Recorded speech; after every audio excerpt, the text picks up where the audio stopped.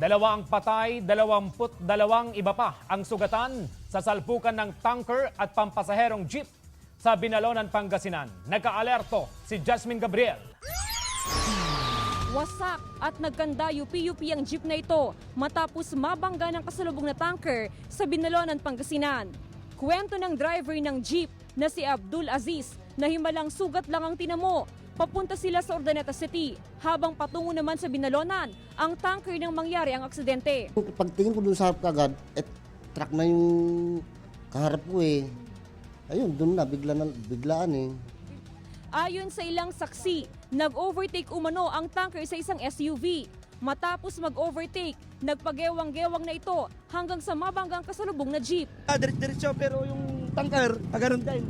Pagiwang-giwang. And then yan, biglang tumawag na yan, diretso siya.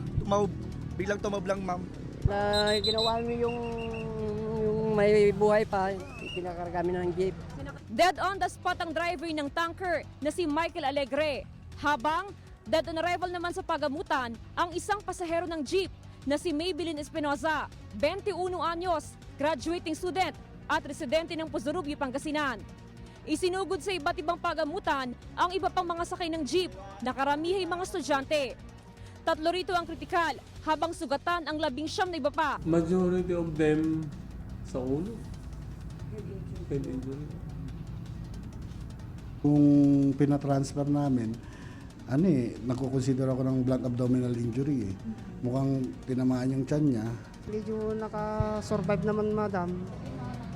Medyo capture dito sa likuran niya, madam. Opo. Patuloy ang investigasyon ng pulisya sa aksidente. Jasmine Gabriel naghahatid ng Balitang Amyanan.